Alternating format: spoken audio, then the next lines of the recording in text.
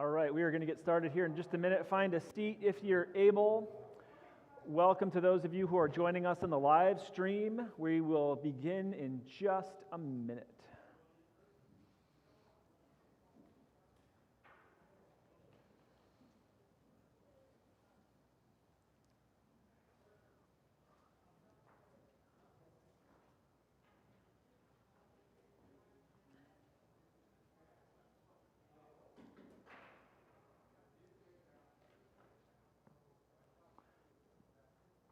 So we've interrupted our regular adult forum topic, the Nicene Creed, which we will return to soon, because we wanted to have an opportunity to talk about and discuss and process this Holden Village partnership that you have all heard about, I hope, at this point. The way this forum is going to go is I'm going to tell you the story of how we got here. Why this is interesting, important for me, for the church, all these pieces. I'll just tell you the story in the process. Our board chair, Tom Bailey, is here to answer more questions and talk about the board process and how that happened. We also have several board members, both that are just coming off and coming on to the board. They've all been involved in this conversation. And if our board members, could you just raise your hands quick so just people can identify who you are quickly? Yeah, we've got a lot of board members here that are ready to answer questions and help conversation as well. So I'm going to talk a little bit, tell you the story. Tom can share a little bit. We're also going to invite our participants in the live stream to type in comments into the YouTube feed. There's about a 40-second delay between what I'm saying right now and then it goes out into the ether and to our friends who are watching on the live stream. So we're going to try to accommodate that delay and include our live stream friends in this conversation as best we can. So if you're joining us on the live stream, know that somebody's monitoring the comments. We'll read those comments to the assembly here gathered in person, and we will do our very best to incorporate your comments and questions and make sure that you feel like you're part of this process as well. This video will also be available after the fact. This will stay on our YouTube channel, and if you need that link to re-watch or catch something that happened, feel free to go back to the YouTube channel and find that, where you can find all of our previous adult forums in that same section. So how did we arrive at this place today? I've got to say this has been a tender and vulnerable process for my family and I have nothing but gratitude in my heart for the St. Luke's family. The way that Tom initially received this when I reached out to him, the way the board has processed this, and now the way that you all have gathered and processed this has been emotional and remarkable, and I appreciate it more than I can say. At the end of September, early October, Heather's job went 100% remote. And for the first time, really, we went through this, if we could live anywhere, where would we want to live if we're not tethered to an office on her sake? And we went through this kind of, just kind of gut check. What are we doing? What do we mean to do? What do we want to do? What do we want our story, our lives as a family to look like? And we decided we love living in North Bend. We love our home. We love where we are. And we love serving this congregation. We love being here with you all. And it's always been a little bit of a dream, albeit before this, a far-fetched, impossible dream, to live at Holden Village. And then we saw that Holden Village got high-speed internet for the first time ever. And Heather looked at the website and said, just so you know, the pastor's job's open.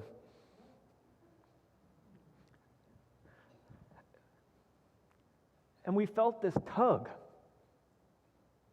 this pull, this kind of call to that.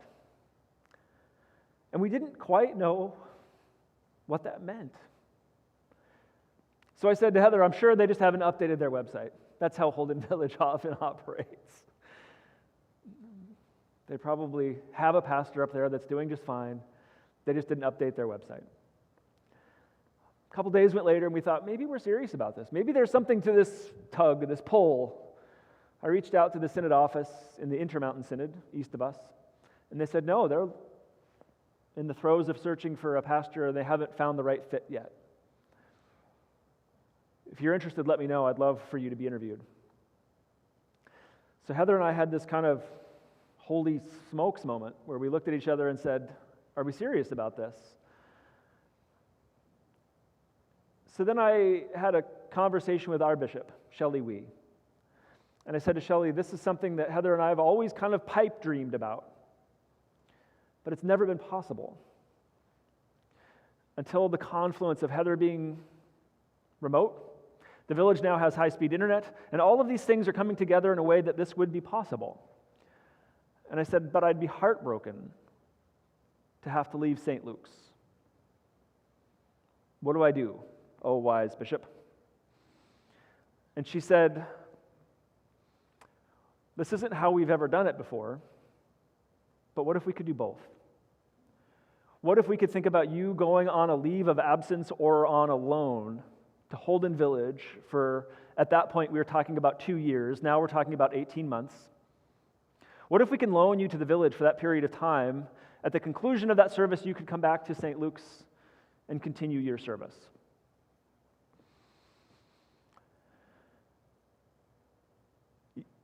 Yet again, these pieces that seem to be insurmountable obstacles to us doing this as a family have providentially all fallen into place. Heather's remote. There's high-speed internet. The pastor's job is open. The bishop is willing to loan me. All of these things that would be, any one of them on their own, insurmountable obstacles, green lights, providentially lining up. And I began to think this feels spirit-led and spirit-filled. This is bigger than just a personal ambition, but something is happening here. And then I took former Bishop Kirby Untie out for coffee, and we talked about this allure that I have to the village and why that's important. We talked about what we could learn about the future of the church. If we're honest, mainline denominations, if we're honest, the ELCA is not on a great trajectory. Our sustainability path as a whole church, not just individuals, the St. Luke's, anywhere, any is challenged right now. We need to do some rethinking and redefining. And so I said, Kirby, what could we learn about the future of the church if we took a place like Holden Village and had an intense and intentional conversation? And he said, I think you're onto something here. You see, about 6,000 people come through Holden Village every year.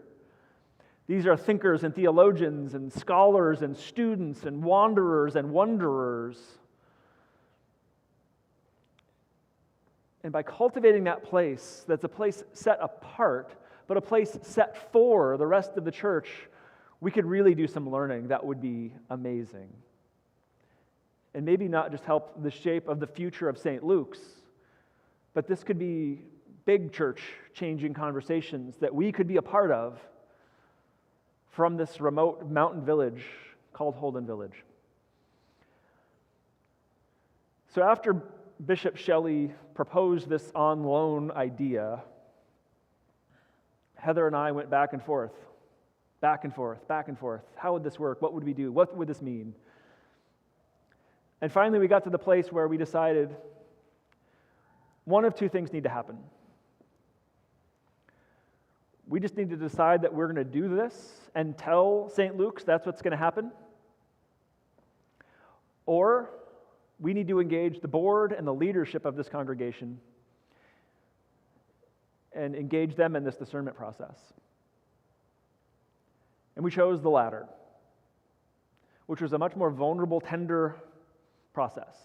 I told the board when I told them this plan or this idea, proposed this kind of crazy thing, I said, typically this is the conversation that happens with a pastor, their spouse, and their family. Welcome to the family. How do we process this idea? What do we hear the Spirit doing in the midst of this? And the board graciously received this,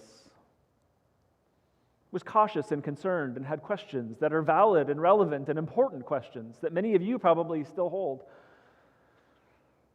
But they saw something here. They saw an important opportunity. And they saw an important opportunity for me and my family. And several board members reached out and said, we see this as something that is important for you, important for the family. Holden Village has the last remote but necessary public school in Washington State. Our kids could go to the public school up there and be a part of the school program. And Heather and I feel like they're the perfect age to take on an adventure like this. Too old and Sadie starts going to high school and that doesn't seem fair. They're just in that really lovely age where this will be a meaningful experience for them.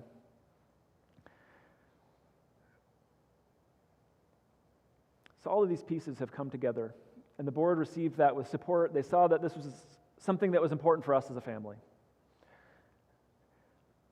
And I am profoundly grateful for their seeing that and desire to support that. Then there's also this move that the board members went through to see this is more than just supporting Mark and his family. There's also an opportunity for us to be a part of this conversation, to examine ourselves and hear our own story and to think deeply about what does the future of St. Luke's need to look like? How are we being shaped after this pandemic, led by the Spirit into God's promised future? What is in store for us in this as well? So then I met my friend, Pastor Dwight Friesen, for lunch. And Dwight didn't know that this was just such a brand new and even very confidential conversation at this point. He didn't even know this was on the agenda for my lunch conversation with him. But he wrote the book called The New Parish, which many of you have read. We've engaged his work before. He's a future church thinker that I have long respected. I first met him years and years and years ago. He was doing a guest lecture at PLU. And I just remember thinking, this guy is so fascinating. He's so got a handle on the future of the church, and this future way of thinking, about being community, about being parish. I've just respected and admired him for years and years. In fact, he was the one that turned me to the doctoral program that I completed. He and I share the same doctoral work. We're sitting for lunch, chatting, catching up a little bit, and he said, well, what's going on with you? And I said, well, let me tell you about this crazy idea that we're kicking around. And he laughed, and I said, but Dwight, I think we can learn something about the future of the church from this moment. I think there's something really, beyond me personally, I think there's something really important. And he said, yeah, I think that's true. And he started kind of going into professor mode and writing down learning objectives and questions, and you have unprecedented access to this huge community and demographics that we don't typically have access to, and what could we learn, and what would we be thinking about? And I said, Dwight, I would love it if you'd be a part of this learning community and help me capture what we're able to learn from this. He said, count me in, 100%, whatever. I'd love to be a part of this conversation. And then he said, what's going to happen at St. Luke's while you would be away?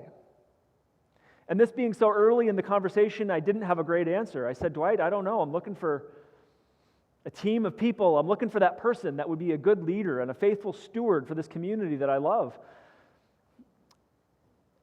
And he said, I'd love to do that. And my jaw dropped. Oh my gosh. Here's the person that I've admired and learned from and respected for so many years. Been sort of a mentor figure for me, saying I'd love to be a part of that in this big way. I was astounded and surprised, amazed at this opportunity that we have to have a conversation with Dwight. He's a professor at the Seattle School of Theology and Psychology. This learning community and my imagination for what we could do together just got much, much bigger.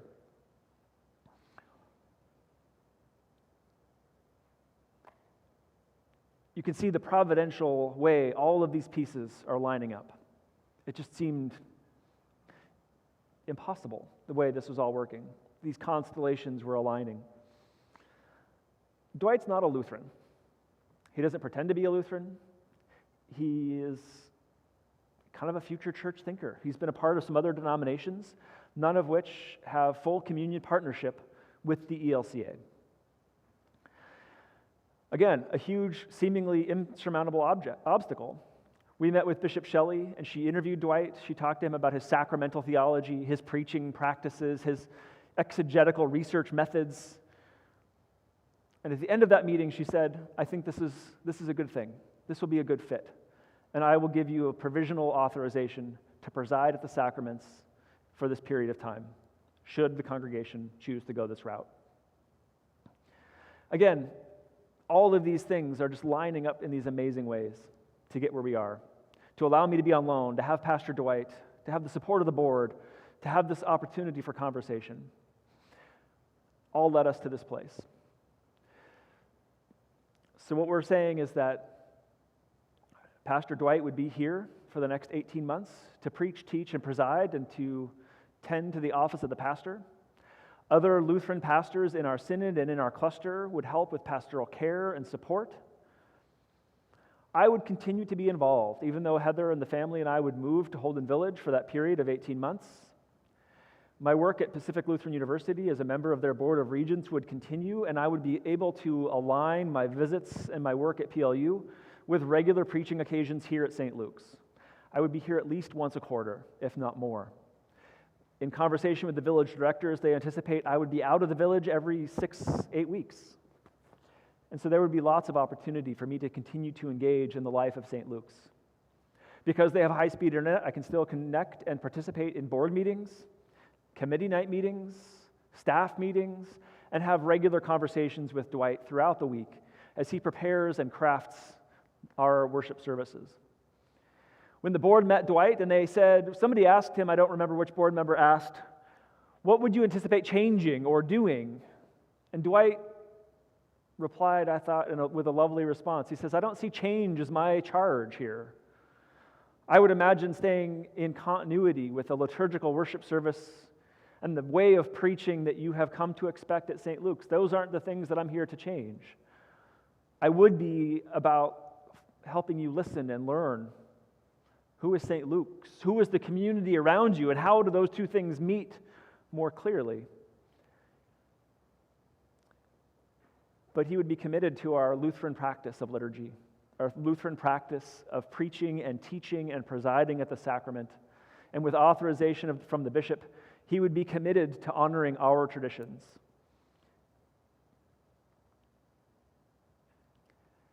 At the conclusion of our 18 months, Heather and I would move back to our home, which we plan to keep in North Bend. We've got this lovely young couple ready to move in and tend the place for us while we are away.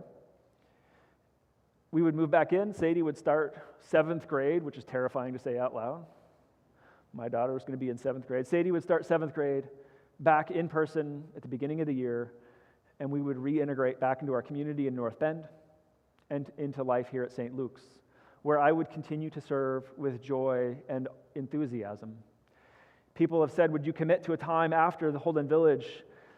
And my only hesitancy in committing to 2 or 3 years or whatever is, I don't want people to get to 2 or 3 years and say, well, are you leaving now?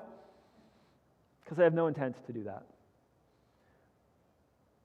Aside from me participating in the bishop's election and this Holden Village proposal, I really have no intent of leaving St. Luke's.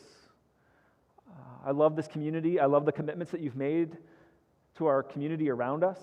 I love your energy and passion for advocacy, for homeless and poverty ministries, for your commitment to affordable housing. All of the things that we are about together are really profoundly important to me. And I don't want to lose that or let that go. At the conclusion of my time at Holden, I would come back and continue to serve as your pastor. And I would do that with great joy and great enthusiasm. I'm going to pause there. I've been talking for a while. I would invite Tom. Do you have things that you would like to share at this point? Yeah, if you don't mind, just a couple of things I'll say before we, I guess, open it up for questions. Thank you all for coming. It's great to see everybody here. There were I could have said a bunch more things, but you covered a lot of things, which was great. But the things I would love to focus on in terms of the kind of the process around the way the board approached this is where I'll start. You can see by the way Pastor Mark started and the kind of emotional elements of those first set of comments that he made is what he first came to me with in early November. And I remember one of my first thoughts, to sort of extend your analogy, Pastor Mark, is if you had a member of the family, and certainly Pastor Mark is a member of our family, who wanted to go off and do something big and new, and even though as a parent you may feel, sort of scared on certain levels, it was emotional enough, and the early providential stuff, he mentioned about 6 things that have lined up. At that point, it was just about 3 things, technology, Heather, those kinds of, and kids, ages, and that kind of thing. But it was something that just felt like the board needed to lean into and evaluate. Obviously, the board's responsibility is to the health of St. Luke's, not just to what Pastor Mark wants to do and what his family wants to do. And so we sort of leaned in and said, you know what, we're going to spend the next 4 to 6 weeks, it turned out to be 4 to 6 weeks because there was Thanksgiving in there, to really try to vet this thing the way one would do deeply before bringing it forward to the congregation, because we felt like, there were a number of places where it might go awry. What if we, as a board, talked to Bishop Shelley and it seemed like, yeah, she was sort of supportive, but not that supportive, or she had a bunch of concerns that we really ought to be thinking about, and it kind of freaked most of us out. That didn't happen. We did have I think about 15 of us all met with her for an hour without Pastor Mark on a Zoom call. That was one of the first gates, if you will, that we needed to pass through to continue to kind of then say, all right, we're going to affirm to keep going in this process. We obviously wanted to meet with Pastor Dwight because even though Pastor Mark mentioned he's not ordained as Lutheran, and Bishop Shelley had gotten comfortable giving him a provisional, we wanted to feel we needed to absolutely get to a place, or see if we could get to a place where we were both comfortable and felt like he would be a good addition to the church. And so we had a 90-minute in-person special board meeting with him. Pastor Mark was at that meeting, and we were able to ask, as you heard, that was one, but ask all kinds of questions, get his perspectives, and we can go through a lot of that if people want to ask more. But I guess I would just start with my own sort of sense was he brings a warmth, an openness, and a dynamism that I think all of us felt like would be a good thing here. He's not somebody who's a shrinking wallflower and is just going to go up and preach a little bit and not be somebody that people will want to be around. So that was an important piece of it. And sort of to extend what Pastor Mark said, he didn't feel like he had any sort of agenda. There was nothing that he was trying to come and change or to insert into this. He has it sounds like, and I've had, just parenthetically, I've had 2 other hour-long conversations with him, one just a one-on-one, and then one with Pastor Mark in advance of the broader board meeting. So I've met with him 3 times. And it didn't seem as though he had any sort of sense of, I'm coming in here to either change things or introduce a bunch of things from what we're doing over at school, and we've got to bring him in here and go test a bunch of stuff. Or, Pastor Mark said it beautifully. He wants to adhere to, on Sundays to the sort of Lutheran practice, and then we've got in the adult forums that there may be opportunities. Hopefully there actually would be. I think the board all felt like that would be a wonderful vehicle to have lots of deeper discussion about where we're going and what we're doing. Anyway, so that was another gate that we needed to evaluate and get through. And then the third gate in terms of process was a very deep conversation amongst sort of all of us in different times on the board around what the roles and responsibilities looked like, how much we could expect from a Pastor Dwight versus how much will Pastor Mark stay involved, how much can he commit to so that he's not truly just leaving for that period of time. And we had to get comfortable that how do we handle pastoral care with Rosalind? How do we handle, so we kind of went through a range of those things, and we never really got to a place where, oh yeah, this is just not going to work and we have to dial back from this. And it was only at that point where we felt like, okay, let's step forward, let's lean into and begin getting feedback from the congregation, because the board felt comfortable that this could work.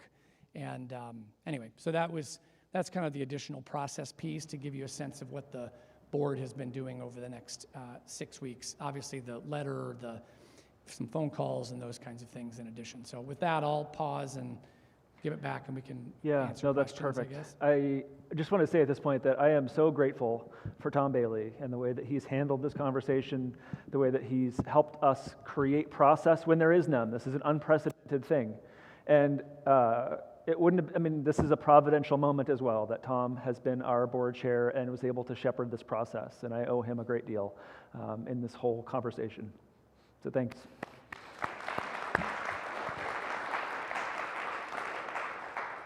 Before we answer any questions too, I think it's important that we just name what is Holden Village for those of you that don't know.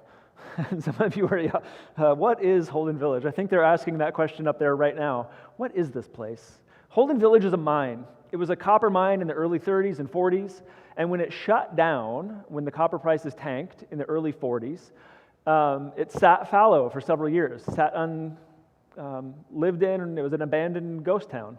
And it's quite a substantial place. There's buildings and infrastructure, and there's a bowling alley. There used to be a swimming pool. I mean, it was a big mining town. And through a circuitous path, the Lutheran Church acquired Holden Village and made it a village. It's not really a retreat place. It's not just a teaching space. There's typically about 100 people that live there year-round. Like I said, it's the last remote but necessary public school. They call the public school Narnia, by the way, which I think is extra cute. And they have a post office. They have a regular life of a village. They've got systems people there, engineers that live there that tend the hydroelectric power plant and the water systems.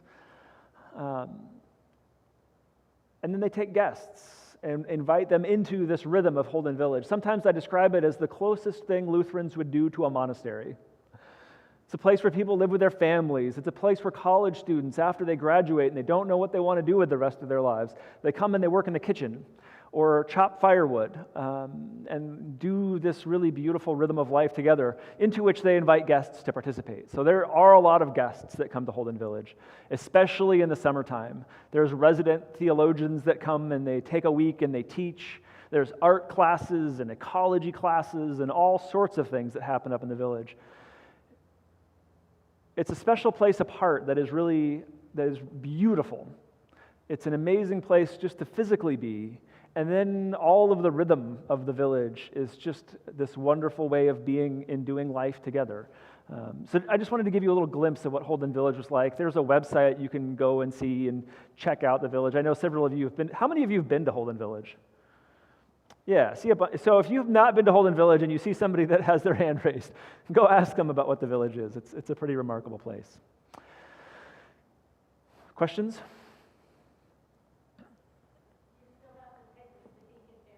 You still have to take the Stehekin Ferry to get there. Either that or you hike in. Yeah. But yeah, you hike in. So to get to Holden Village, you have to take the ferry from Chelan, and it's about a 2-hour boat ride up to what they call the Lucerne dock. And it really is just a dock, small fishing camp. And then it's about a 12-mile bus ride back up into the mountains. So it's not on Lake Chelan. It's actually well back up into the mountains in the Railroad Creek Valley. And they've historically been, cell phones don't work there, they haven't had internet. Historically, they've been cut off from, and kind of refreshingly cut off. I used to bring high school groups up there when I was a pastor all the way back in Shelton, and I used to joke and say, yeah, bring your cell phones. They don't have power to charge them and the cell signal doesn't work there. Yeah, but bring whatever you want. Yeah, so it's a bit of a journey to get in and out of the village. Yeah. Courtney. What is the time frame for you going? What is the time frame for me going? As we're having these conversations right now, we would anticipate making the transition at the end of January. So likely my sending Sunday would be the 23rd. I don't want to call it my last Sunday because it's not going to be my last Sunday, but my sending Sunday will be the 23rd, and then we would begin the process of moving up there and taking residence in Holden Village. And then my first return date actually is already on the calendar, would be in middle of February. February 12th, I think, would be the Sunday I would already be back again. So, yeah, Sally.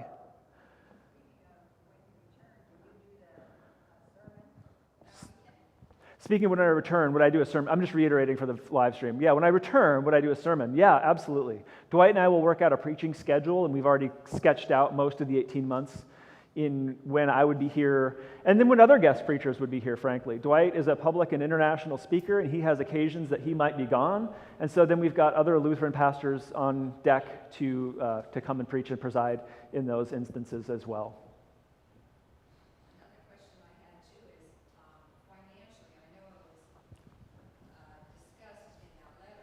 Yeah, the financial implications.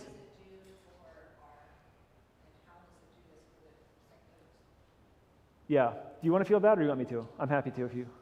Yeah. So while I'm away, my salary and life would be under Holden Village.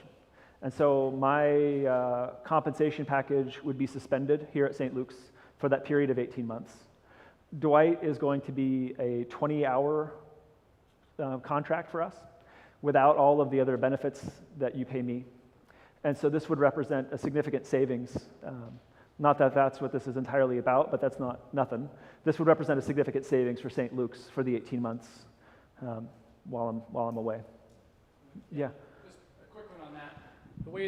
The way that the board has evaluated that and are thinking about it is that assuming that our giving, our congregational giving is as we projected during the budget process and talked about at the congregational meeting, we think that the delta effectively would enable us to make our budget rather than be in a negative budget situation like we proposed in November.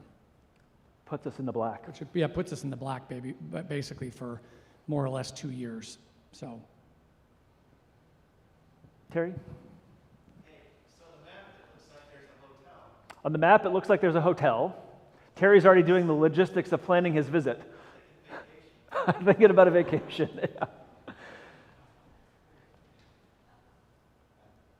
Yep, there's lots of places to stay. Yeah, go ahead, Judith. We got to schedule the men's retreat, the women's retreat, the youth retreat. We can have a family retreat. That's another piece that's in my conversation with the directors up there. And the directors, they serve a term of 5 years, and they started just before the pandemic. And so they've had a kind of harrowing ride as directors themselves. There's 3 directors, and the configuration of directors changes. Sometimes it's one, sometimes it's a couple. Right now, it's a married couple, Mark and Kathy Bach, and Stacy Gerhardt. So the 3 of them represent the director position. And I was very clear with them that, if we're going to be on loan, that I'm going to maintain a robust connection to St. Luke's. And they're thrilled at this prospect. They said, we've historically had a lot of relationships with a lot of people. We don't have institutional relationships. We don't have Holden Village partner congregations, and they're really delighted for me to maintain connection here and to explore that relationship. And so I said, we'll have St. Luke's week at Holden Village, and they're all on board with having St. Luke's visitors and guests come up to the village and be a part of what I'm doing up there as we learn together what it means to be church. So absolutely. I think the youth already have a February, we're on standby. Oh no. We're on a waiting list. Maybe I can, now you got an inside guy, I'll work on the waiting list, yeah. The registrar up there is actually a member of my congregation that I served in Shelton, and I remember when she was 6th grade, and now she's like a grown-up. Kind of mind-blowing to me. Cheryl. So what will my living conditions be? My family will live in one of the miners' chalets, they call them. They're these small miners' homes that were built in the 40s, and it's a very simple 3-bedroom little operation, 3 bedrooms, 1 bathroom, and the place that they've proposed that we would live would be Chalet 7, which is right at the top of the good sledding hill. So the kids could jump in a sled and go right down to school in the morning. Stop at the doorway. Yeah. The long-term staff, so the pastors, the long-term staff up there, and the directors, they live in these little homes around what they call Chalet Hill, which is this kind of little loop of where the miners, kind of the executives lived. And then there's bunkhouses where staff also live as well. And so those are just, it's all very rustic, 1940s mining village. And they've maintained it, and it's kept it, it's not fancy. So if you're planning your hotel trips, it's not the five-star Ritz-Carlton kind of level. It's very rustic and campy, but it's clean and comfortable and a beautiful place to be. Questions? Any online questions, Lynn? Anybody that I'm neglecting online? So far, so good. Yeah, it really is. In all of these oddly providential ways, any one of these things could have been insurmountable, and we would have said, well, we asked, we thought about it. But all of these pieces came together in a remarkable configuration that I don't think can ever be replicated. I think St. Luke's is the place to do this. I think I'm the leader to do this. You have the leadership here in place to do this. We have the support of the bishop and the cluster and the synod staff. We've got all of these things around us. All of my colleagues that I've shared this story with that know me well, when I say, hey, I'm thinking about going to be the pastor at Holden Village for 18 months, they all kind of laugh and say, yeah, that fits. Yeah, that works. And how can I help? How can I help you? And how can I help St. Luke's? So you've got the support of a ton of people around us. Go ahead, Lynn. I don't think so. Oh, yeah, we do have a question from a remote viewer. Lisa Bliss is asking you about live streaming some of the services from Holden Village. Yeah, that's a great question.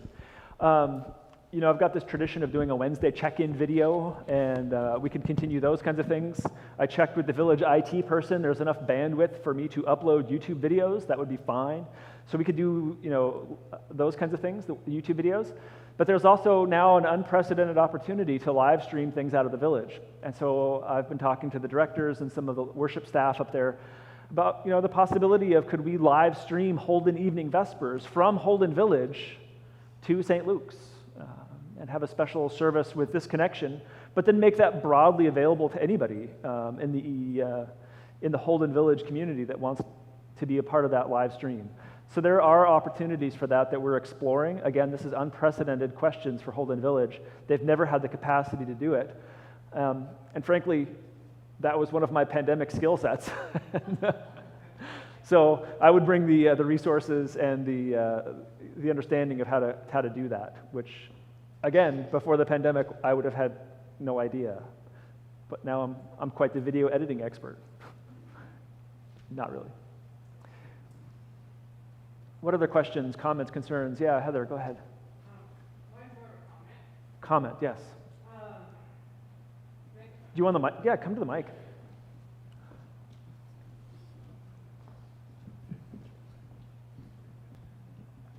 So I'm Heather Erickson. I'm one of your elders. I have been, this January will be 27 years. I've been an elder in this church.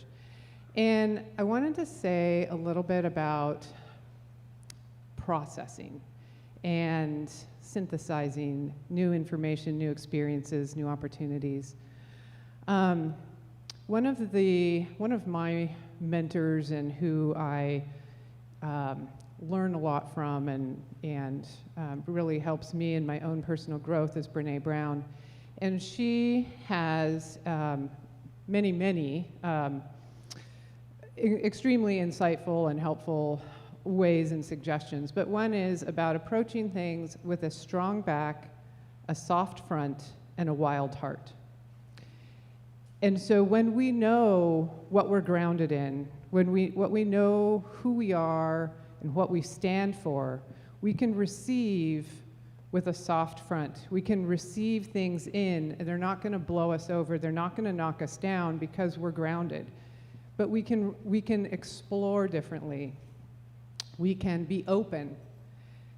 And our wild heart can think outside the box. We can be creative.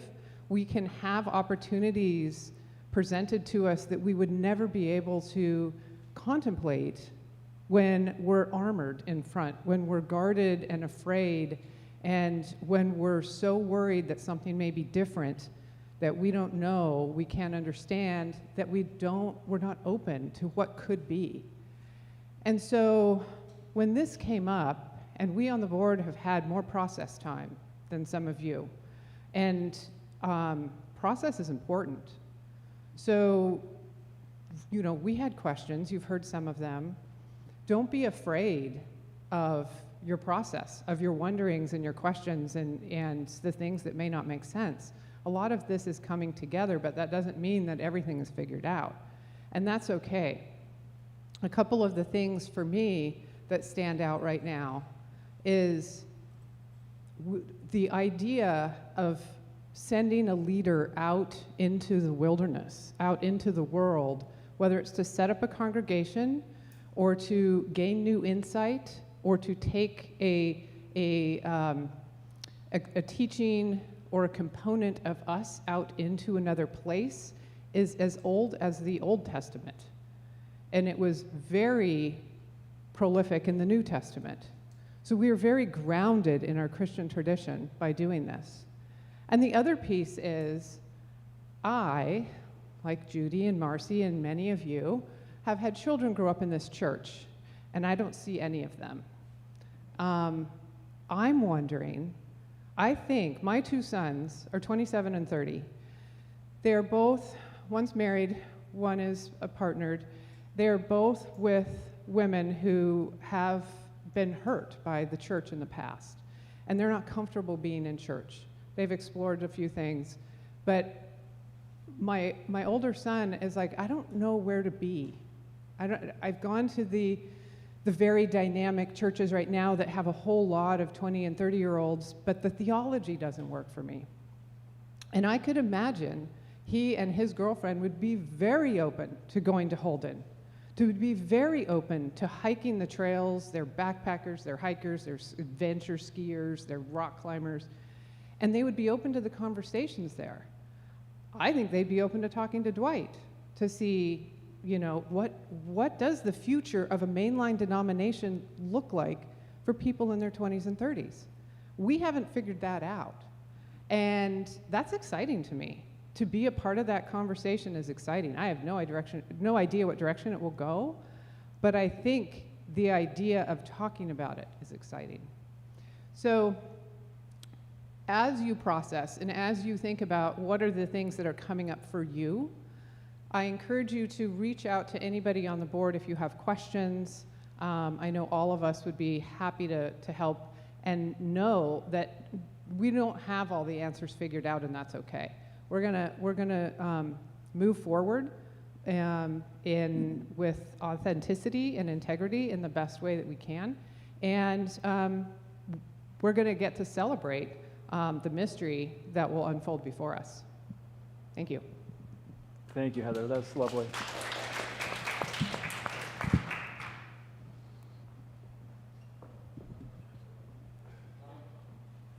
have a question about the conversation you had with Holden Village about this partnership with Holden Village.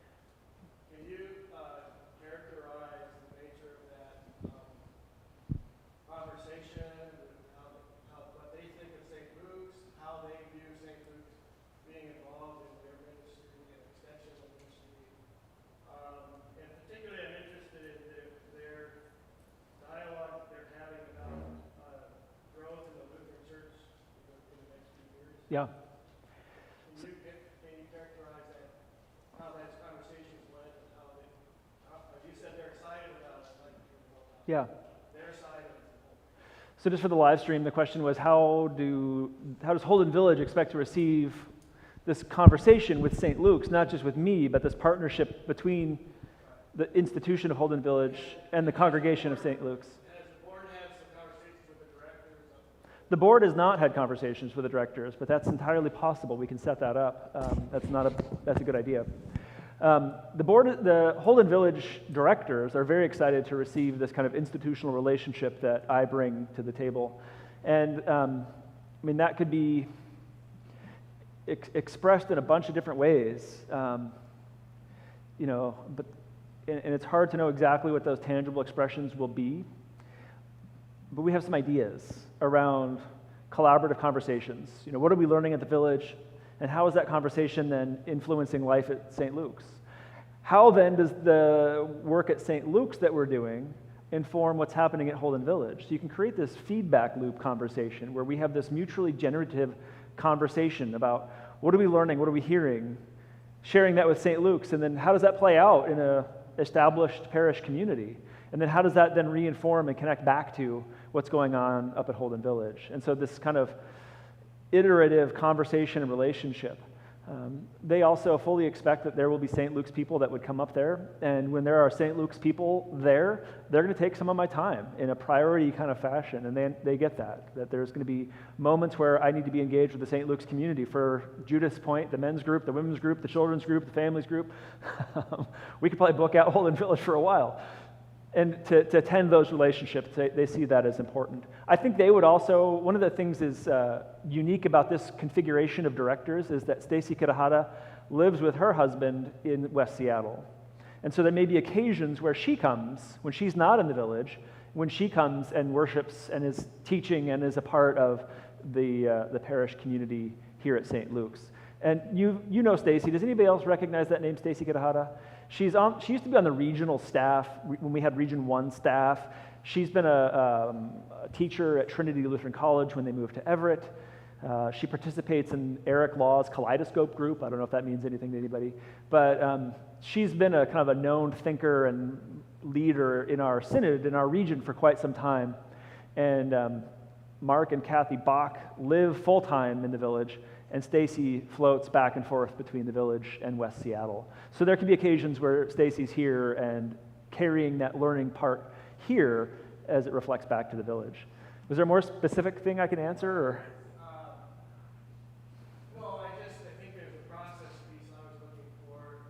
This is being said as a deep relationship between St. Luke's and Holden Village, and yet I don't hear a conversation between St. Luke's and Holden Village. We're, as a congregation, we're just hearing about it. And Holden Village, nobody in the congregation's had a conversation. That process piece says, Yep. I know Mark and Kathy pretty well, and I don't quite, I think they would like to talk to the congregation. Yep. How that piece is missing. Yeah. Those may be some connective tissue that's not in place that should be more thoroughly. And will grow into, I hope. Yeah, that's the plan. And also this last sentence where it said Holden Village will be the center of dialogue and education on how to evolve and grow the church. Is that some program they already have going on, or is this introducing that program? So that's another one of those amazing alignments is when I proposed that Holden Village, my time at Holden Village would be used to really cultivate a learning community. That was completely in line with what Mark and Kathy and Stacy had created for their vision of the Village. So in that, the three directors and I are aligned in creating this, not just what is Holden Village, but what is the church question? And how does Holden Village then become a conversation place for that larger church question? Yeah, Jim Frericks had something? Just before you go, Jim, I think that was one of the things that the board, that last point that the board found really interesting is that insofar as there are educational opportunities that are happening at the Village with the connection of technology now, that St. Luke's may be able to be a place where we could actually now tap into some of those things and attend without having to go there. And so as those things get developed, and I don't think there was, we took that somewhat on faith because they don't have here's what we're doing explicitly over the next 12 to 18 months. This week is this week is this. But it just felt like there were, because you're going to be helping to lead and drive some of those things, Yeah, absolutely. that we would have an opportunity to have St. Luke's be able to participate both from here, if not go up there. So, yeah. Jim? No. Okay, and I'm here with the mic for anyone who wants to speak to make it easier. We've had Lisa Bliss again on the remote platform said, would you mind addressing how staff feels about this whole thing? Yeah, so staff and I have talked about this. Sherry's here. Melinda and Eric, I don't know if Melinda's here still. Eric's here. Courtney's here. Carolyn is not here. Rosie's here. Let's see, who else? Yeah, we've talked about this at staff meetings. We've processed what this would look like. I think they see this as, an exciting opportunity for us to shake things up and do some things a little differently. I think they feel like they have the support they need from me, even as I would be away. They have the support they would need from Dwight in the capacities that Dwight will serve. And I feel like there is a general sense of this feels spirit-led, and the staff is, staff, we're nodding. I'm not putting words in staff mouth here. There's a sense that this is going to be okay, if not exciting, that there's, that they feel like they can continue to function and do their roles and continue to serve you as the congregation from their staff capacity just fine.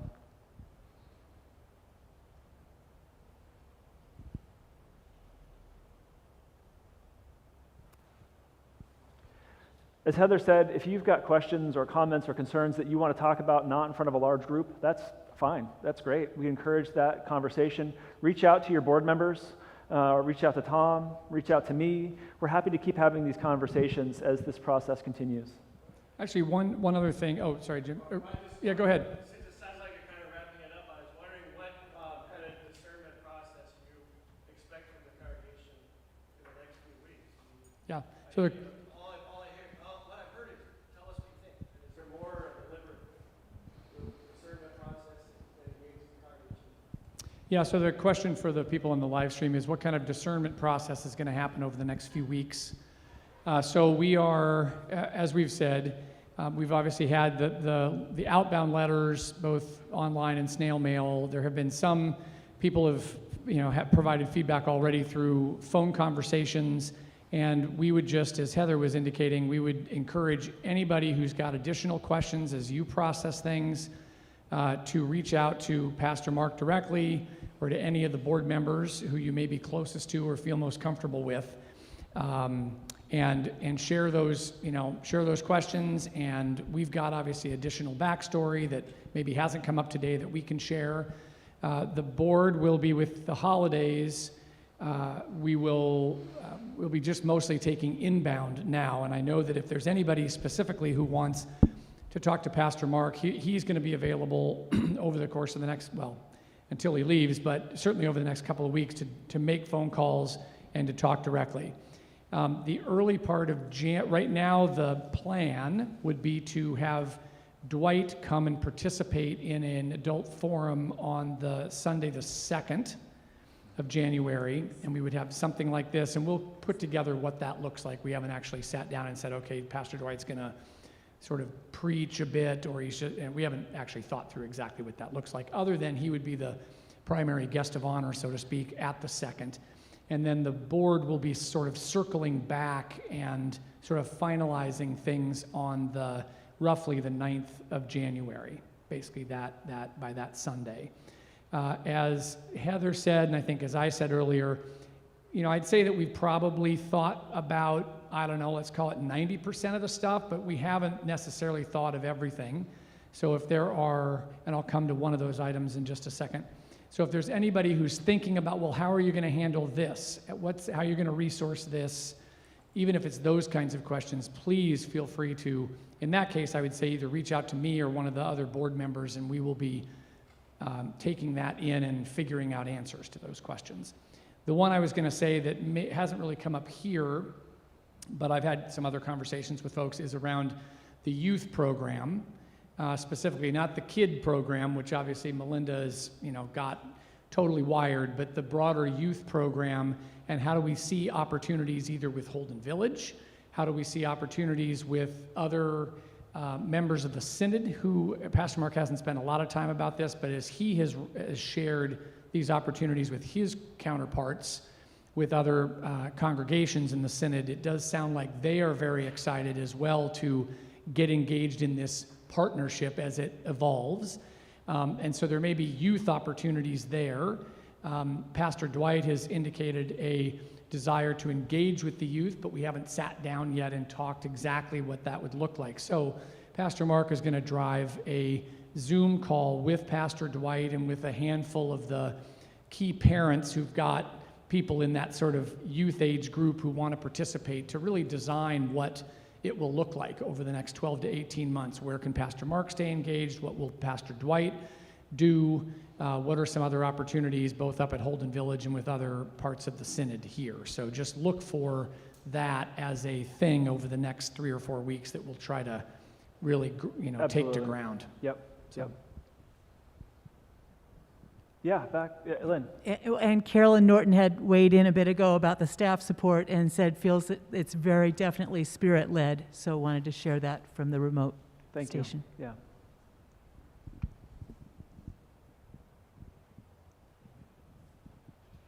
Go ahead, Arliss. Yeah. Judy. Judy Buckmaster. Yeah.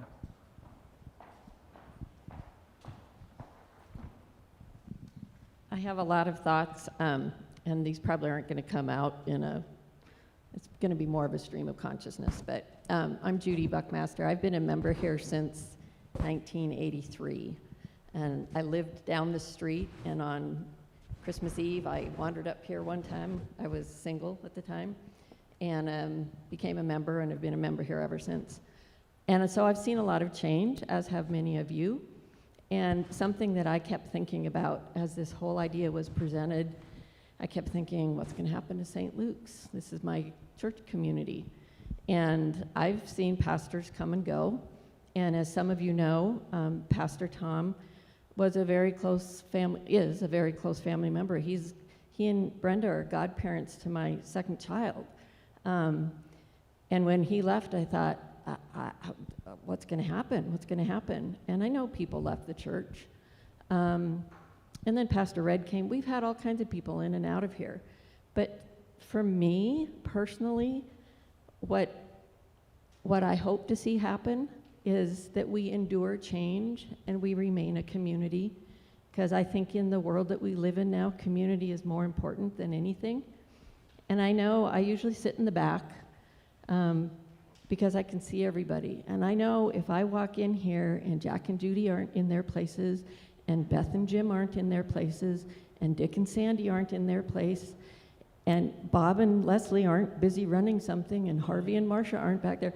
I miss people when they're not here. And just because I didn't name you doesn't mean I don't miss you. But I expect you to be in your place. I expect you to continue to be a part of the St. Luke's community. And I desperately hope and pray that a change like this will not be the undoing of St. Luke's. And some of you have talked to me about that and said, I don't think St. Luke's can go through another change. Yes, we can. Yes, we can. Amen, sister. Say it louder, Courtney. We can do this. We can support Pastor Mark and his family to go and grow. Heck, I have a son who is 27 and still hyper as all get out. I would love to have had him live at Holden Village for 18 months. Go, be free, I just think what an incredible opportunity. And then come back to us, and we will be stronger, but we'll still be here, and we'll still be a community. And who knows, we may even have grown by then and brought others in, because we're a pretty special place. Please stay.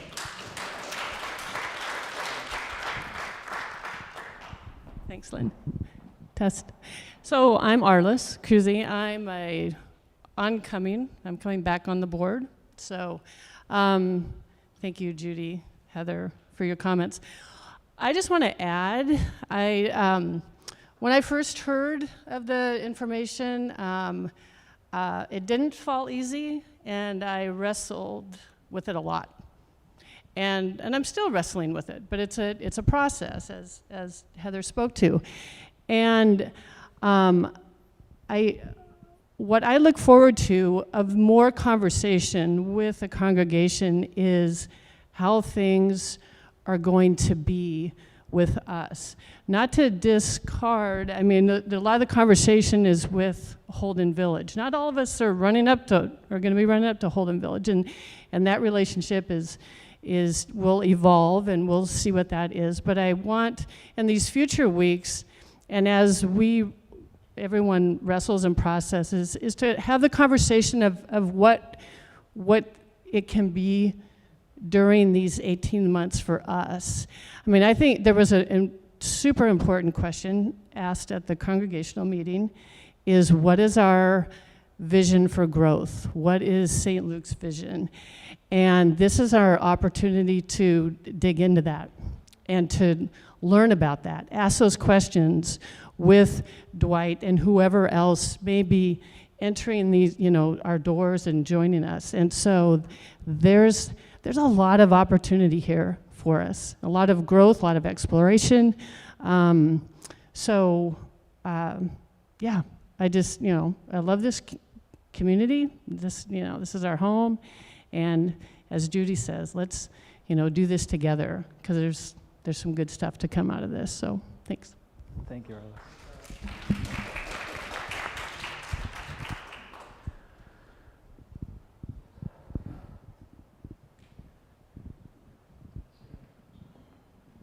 Any other thoughts or questions that anyone wants to share?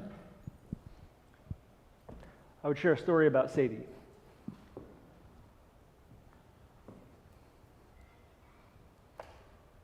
We asked her how she felt about this idea. And she knows the rules. She knows that if a pastor leaves the congregation, they can't go back.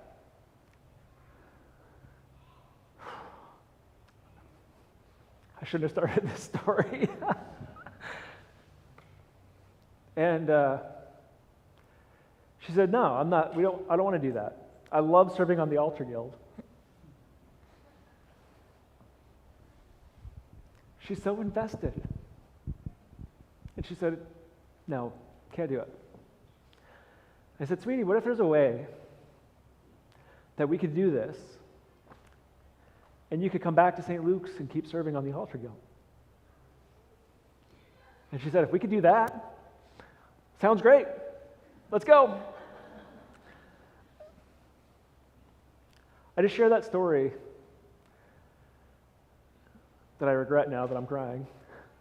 I share that story because that just, I think, speaks to the depth of how we feel about this community and how we know that you feel about us. Sadie wants to continue to participate in the committee nights through Zoom. She's going to keep checking her Altar Guild email. When she first got her email address, that was the first thing she noticed was, I can get on the Altar Guild email distribution list now. And she checks it diligently every week. But I think that speaks to the ways that we hope to be connected. The depth of how seriously we're taking this decision and what it means for us to do this. And then the joy and the exhilaration of what it means for us as a family to live at Holden Village. To be open to this adventure, this leading of the Spirit. When Bishop Kirby installed me as your pastor, I'll never forget, I never told any congregation that I've served that I'm a paraglider. But Bishop Kirby knew, and he outed me right from the very beginning. And he said, "St. Luke's, beware, this is a pastor who jumps off mountains." Somebody reminded me of those words recently, and I thought, yeah, here we go. It's an adventure, and we're on it together. So I think let's wrap here, and let's not make this the end of the conversation. We can continue to think, pray, and hold each other in this story as it unfolds. And just thank you. Thank you.